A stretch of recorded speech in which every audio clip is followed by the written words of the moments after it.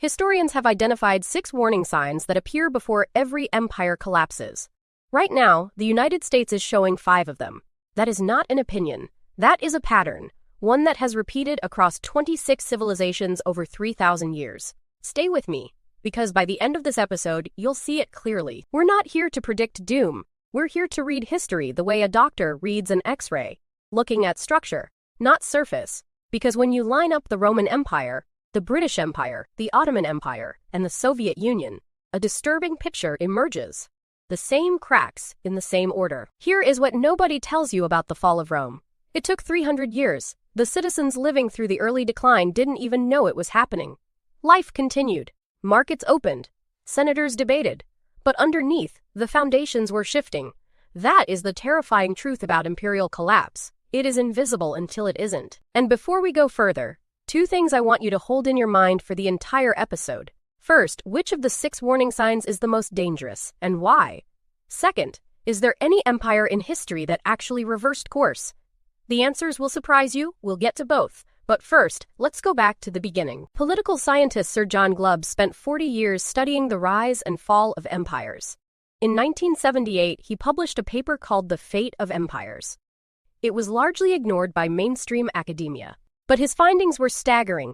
Every empire he studied followed the same 7-stage life cycle, almost to the decade. The stages are the Age of Pioneers, the Age of Conquest, the Age of Commerce, the Age of Affluence, the Age of Intellect, the Age of Decadence, and finally, decline. The pattern held for Assyria, Persia, Greece, Rome, the Arabs, the Ottomans, Spain, Britain, across entirely different cultures, technologies, and geographies. The same arc. Now here is where it gets uncomfortable. Glubb placed every empire's full lifespan at roughly 250 years. The United States declared independence in 1776. Do the math. We are not saying the US is falling. We are saying the timeline deserves serious, honest examination, which almost nobody in mainstream media is willing to do. And this is where we need to slow down, because history is never a straight line. Rome's story isn't just about collapse. It is about what happened inside the collapse. The corruption of institutions, the widening gap between rich and poor, the loss of civic identity, the reliance on foreign military power. Sound familiar? Or does it? That is the question this episode is built around. Visual prompt: macro close-up of ancient Roman silver coins on a dark stone surface. Some bright and detailed, others worn and dull. A hand places a corroded coin beside a pristine one. Single directional sidelight, harsh, casting long shadows across the coin faces.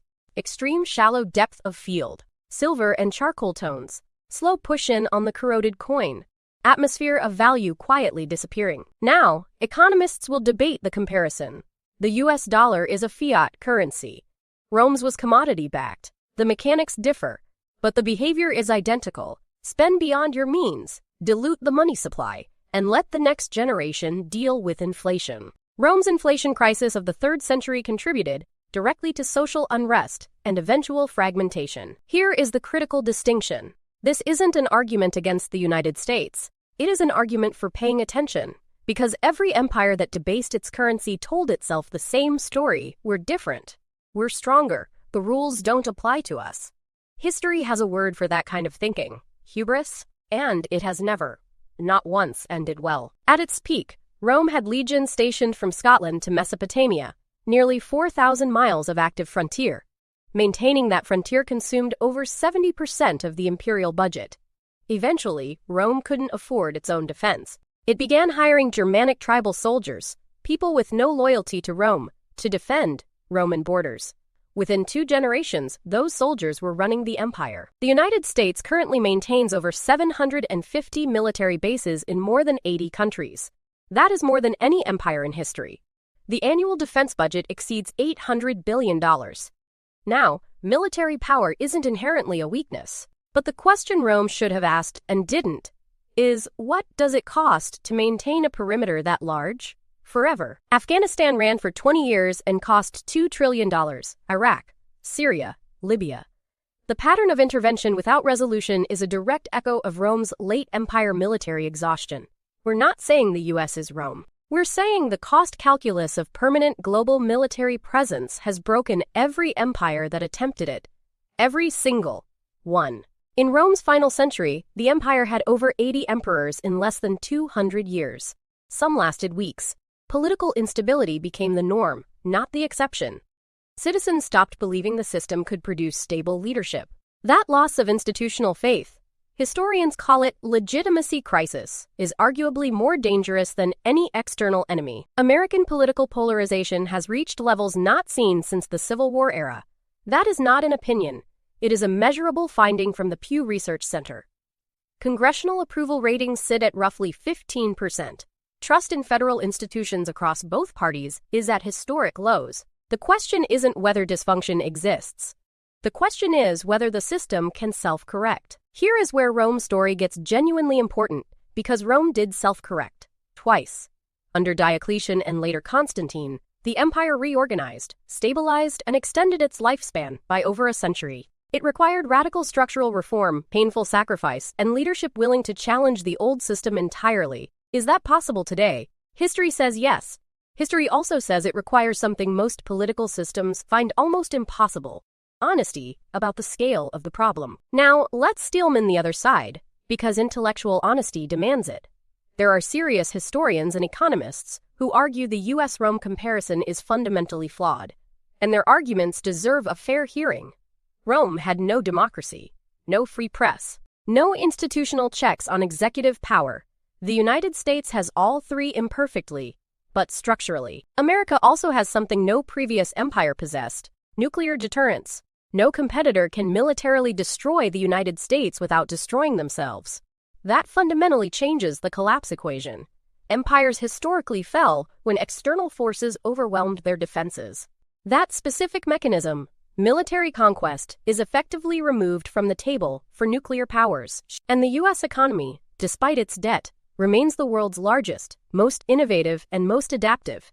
Silicon Valley alone generates more technological disruption than most entire nations. The dollar, for all its challenges, remains the world's reserve currency. These are not small things. They are structural advantages Rome never had. The honest question, is whether they're enough. Here is what makes 21st century empire analysis genuinely different from anything Glubb or Toynbee modeled: artificial intelligence, climate disruption, and information warfare. Rome's decline played out over centuries because information moved slowly, technology changed slowly, and shocks absorbed slowly. None of those conditions apply today. A society's ability to maintain shared reality, a shared set of agreed facts, has historically been a stabilizing force. Rome had the Senate's decrees, the Church's doctrine, the emperor's edicts. All citizens received the same information from the same sources. Today, algorithmic fragmentation means two Americans can inhabit entirely different information realities. That is historically unprecedented. And its consequences are unknown. Climate disruption adds another layer no historical empire modeled. The late Roman agricultural crisis, driven partly by climate cooling, contributed to food insecurity, migration pressure, and instability. We are now running a far more aggressive climate experiment in real time, with far greater complexity. Whether American institutions, or any institutions, can adapt at that speed is genuinely uncertain. Earlier I asked which of the 6 warning signs is most dangerous. The answer, based on historical consensus, is not military overextension or currency debasement. It is the loss of social cohesion, the belief that you belong to the same story as your neighbors. Rome didn't fall because its armies lost. It fell because enough Romans stopped believing Rome was worth defending. And the second question, has any empire ever successfully reversed course? The answer is yes, but only 2 cases are historically convincing. Ming Dynasty China stabilized after severe institutional crisis in the 15th century. The Byzantine Empire, Eastern Rome, survived the Western collapse by over 1,000 years through radical administrative reform. Both cases share one factor: early, honest recognition of the problem. That is the final lesson history offers: not doom, not inevitability, but a clear condition. Empires that looked clearly at their own vulnerabilities bought time. Empires that insisted on their own exceptionalism did not. The United States has something no previous empire had: the ability to study all of them. Whether that advantage is used is at this moment genuinely an open question. History doesn't repeat, but it rhymes with eerie precision. The patterns we've traced today aren't predictions, they're a vocabulary, a way of reading what is happening around us with clearer eyes and steadier nerves. The story of empires isn't a story of inevitable failure. It is a story of choices, made clearly or made badly, made early or made too late. If this kind of thinking, careful, historically grounded, willing to ask uncomfortable questions, is what you are looking for, then subscribe to the channel and turn on notifications so you never miss an episode.